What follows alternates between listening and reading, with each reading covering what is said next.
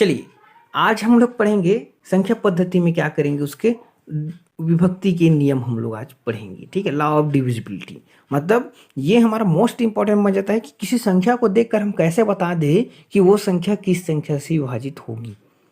ये आय क्या कहलाता है आपका विभक्ति के नियम। और मैथ्स में ये बहुत ज़रूरी है कि क्वेश्चन में आपको देखकर पता करना है कि कौन सी संख्या कितने संख्या से विभाजित होगी करके। ठीक है, तो ये आपका बहुत महत्वपूर्ण इंपॉर्टेंट टॉपिक है। तो यहाँ देखिए फर्स्ट में हम लोग देख रहे हैं, फर्स्ट भाई एक से विभाजित सभी संख्या होगी। एक से तो सभी संख्या विभाजित होगी, शून्य से विभाजित करेंगे तो मान शून्य ही आएगा। तो यहाँ देखिए एक से विभाजित कर दो से विभाजित करने के लिए क्या होगा, तो यदि किसी संख्या का इकाई अंक 0, 2, 4, 6, 8 हो तो वह संख्या 2 से पूर्णतः क्या हो जाएगी, विभाजित होगी। ठीक है, इतना समझ में आया। तो कैसे होगा, तो जैसे निम्नलिखित संख्या में 2 से पूर्णतः विभाजित होगी। जैसे कि किसी भी संख्या के 0, 2, 4, 6, 8 है, यहाँ 2 है, ये 4 है, ये 6 है, ये 8 है और ये 0 है, इसलिए ये क्या है आपको 2 से विभाजित होगी दोस्तों। ठीक है, चलिए फिर देखते हैं हमारा 3 से विभक्त होने से वाली संख्याओं का क्या। देखिए यदि दी गई संख्या के सभी अंकों का योग 3 से पूर्णतः विभक्त हो जाए तो वह संख्या 3 से पूर्णतः विभक्त हो जाएगी। जैसे ये 75 684 अगर लें तो देखिए 7 धन 5 धन 6 धन 8 धन 4 बराबर कितना होगा, ये 30 हो गया। और 30 क्या है, 3 से पूर्णतः विभाजित हो जा रहा है।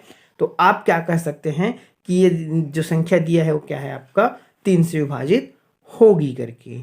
ठीक है, देखिए 3 से विभाजित कैसे करेंगे, तो यहाँ देखिए ये ले लेते हैं आपका 7, सॉरी एक मिनट ना, ये ले लेते हैं आपका 7, 5, 6, 8 और ये 4 डिवाइड बाई ये 3 करे डिवाइड होगा। 3 एक कम 3 हो जाएगा, ये 3 दूनी 6 हो गया। बचा कितना, 1 3 पंचे 15 हो गया और फिर 3 दूनी 6 हो गया और ये 3 दूनी 6 फिर हो गया और कितना बचा, ये फिर हो जाएगा आपका 6 हो गया। तो 2 बचे 3 अट्ठे 24, मतलब 0 टू शेषफल आ रहा है और भागफल आपका कितना आ रहा है 2 5 2 2 8, इतना आपका आया है। ठीक है, चलिए फिर देखते हैं हमारा एक और संख्या है, ये 96 34 21। इसको विभाजित करेंगे तो यहाँ पे पूरा देखिए हम लोग जोड़ दिए हैं, काउंट करने के बाद कितना आ रहा है 25 आ रहा है, जो कि 3 से पूर्णतः विभक्त नहीं हो रहा है। तो हम लिख कर पता चल जाएगा कि ये क्या है आपके 3 से विभाजित नहीं होगा करके। ठीक है, फिर देखिए इसी के जैसे आपका है ये 9 से विभक्त होने की नियम। यदि कोई संख्या 3 अंकों सभी अंकों को जोड़े ना, किसी भी संख्या के सभी अंकों को जोड़े और वो दी गई जो तो योग के बाद जो संख्या 9 से विभाजित हो जाएगी तो वो पूर्णतः विभाजित हो जाएगी। देखिए ये है 75 46 23 लें तो जोड़ने पर कितना आ रहा है, ये 27 आ रहा है, जो 9 से पूर्णतः विभक्त हो जा रहा है। तो अतः हम लोग यहाँ पर कह सकते हैं कि ये 75 46 23 भी पूर्णतः 9 से विभक्त हो जाएगा। इसको विभाजित करके देखें तो देखिए कैसे विभाजित करेंगे। तो यहाँ लिखिए आप, यह है 75 46 और ये 23 डिवाइड बाई 9, 9 एक कम 9 और ये कितना हो जाएगा 9 अट्ठे 72 आ गया है ना। सॉरी एक मिनट, इसको क्रॉस कर नहीं, और 9 अट्ठे 72 ही हो गया। फिर देखिए कितना बचा 3 और 9 3 27 और कितना 34 हो गया ना। तो 6 और 4 10 10 और 105 हो गया है ना। इसमें 34 में से आपका 27 गया तो कितना है आपका 4 उसमें का 3 इसमें का 7 7 और ये हो गया फिर 8 72 आ गया। फिर 6 72 में 4 आ गया, ये आपका हो जाएगा 4 नहीं 36, सॉरी 9 चौक 36 है ना। 9 चौक 36 आ जाएगा और 36 आ जाएगा तो कितना बचेगा इसमें आपका 42 में।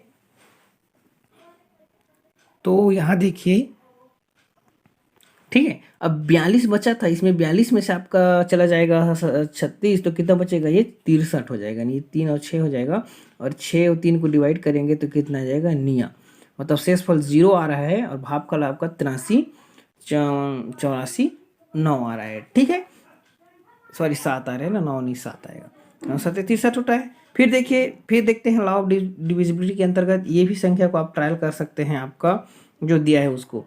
ठीक है, तो देखिए अब उसके बाद फिर देखिए 4 से या 5 से विभक्त होने के नियम देखें तो 5 से विभक्त होने का नियम क्या है? अगर किसी संख्या के अंक में 5 इकाई अंक में और 0 हो तो वह संख्या 5 से पूर्णतः विभाजित होंगी। ठीक है, ये तो सबको पता है, 5 और 0 हो तो विभाजित होंगी, 2 1 3 4 हो तो नहीं होगी। कोई दी गई संख्या 4 से तभी विभक्त होगी जब उसके दहाई अंक और इकाई अंक से बनी संख्या 4 से पूर्णतः विभाजित हो। स्पष्ट बोल रहा है कि दहाई अंक और इकाई अंक जो संख्या देगा वो आपका अगर विभाजित हो जा रहा है तो ये संख्या पूर्णतः विभाजित हो जाएगा। देखिए संख्या यहाँ लीजिए, इसमें आपके इकाई और दहाई में 32 है और 32 क्या है आपके 4 8 32 करके विभाजित हो जाता है, तो ये भी संख्या क्या होगा? पूर्णतः विभाजित होगा। ठीक है, फिर देखिए यहाँ दिया है आपका ये 54 दिया है लास्ट में ना, ये वाला है ना, तो ये 54 भी क्या होता है आपका 18 54 नहीं सॉरी, ये आपका रह जाएगा,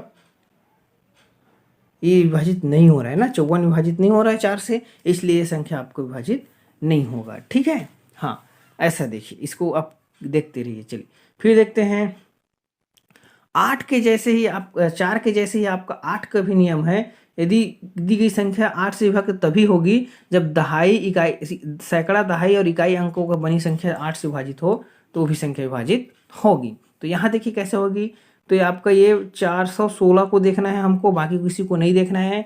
अगर 416 आपका डिवाइड हो जाए 8 से तो ये भी विभाजित होगा। तो 416 को 8 से विभाजित कीजिए, 8 एक कम 8 हो जाएगा, ये 8 पंचे 40 हो जाएगा, फिर बचेगा ये 2 16 52 आ रहा है, शेषफल 0 आ रहा है, 52 भागफल आ रहा है। ठीक है, ये देखिए। चलिए फिर देखिए आपका 11 से विभक्ति के नियम, क्योंकि यहाँ से क्वेश्चन बनता है 11 से विभक्ति के नियम, क्वेश्चन बहुत ज़्यादा बनता है। तो यहाँ देखिए, तो ऐसे कैसे बनेगा, है ना, थोड़ा तबीयत खराब हो गया है, इसके लिए वीडियो डेली अपलोड नहीं कर पा रहा हूँ दोस्तों। ठीक है, आप तो थोड़ा समझिए और देखते रहिए, अपने दोस्तों को शेयर कीजिए ये वीडियो। ठीक है, तो यहाँ देखिए कोई दी गई संख्या 11 से तभी विभक्त होगी जबकि इकाई इसे बाईं ओर चलने पर सम स्थानों के अंकों का योग और विषम स्थानों के अंकों का योग का अंतर 0 हो या 11 से पूर्णतः विभक्त हो। ठीक है, मतलब कहने का अर्थ है उनका अंतर 0 हो, है ना, योग करने अंकों के योग का अंतर सम स्थान और विषम स्थान, जैसे 2 आपका सम स्थान है तो 2 आपका सम स्थान आएगा। ठीक है, तो यहाँ देखिए ये आपका सम स्थान है, ये विषम स्थान है, दोनों को माइनस करने पर 10 आ रहा है, जो कि 10 क्या है 11 से विभक्त नहीं होता, अतः ये आपका संख्या क्या हो जाएगा? विभक्त नहीं होगा। ठीक है, फिर यहाँ भी देखिए, इसमें भी देखिए, इसमें क्या है 0 हो गया, मतलब ये क्या है आपका विभक्त हो जाएगा। इसमें भी 11 से पूर्णतः विभक्त हो जाएगा क्योंकि 11 आ रहा है इसका आंसर। ठीक है, चलिए 7 से विभक्ति के नियम क्या कह रहे हैं, तो 7 से विभक्ति को देखिए, तो इकाई अंक को छोड़कर शेष बची संख्या से इकाई अंक का दुगुना करके भाग देने पर 7 संख्या से विभाजित हो तो दी गई संख्या 7 से विभाजित होगी। मतलब इकाई अंक को छोड़ दें 88 लेंगे और इकाई अंक को 2 गुना करेंगे, 2 दूनी 4 हो जाएगा, ये 84 हो जाएगा। और 84 क्या है आपका 7 से विभाजित हो जाता है, 12 7 84 होता है, इसलिए क्या होगा इसका ये 882 भी 7 से विभाजित होगा। ये आपका बहुत इंपॉर्टेंट है, इतना आपको देखना ही पड़ेगा। एक हम लोग टॉपिक छोड़े हैं जो है आपका 6 से विभक्ति के नियम। तो 6 से विभक्ति के नियम के बारे में बता दूं, अगर संख्या 2 और 3 से विभाजित हो रहा है तो वो संख्या क्या है आपका 6 से भी क्या हो जाएगा? विभाजित होगा। ठीक है, इतना समझ आया।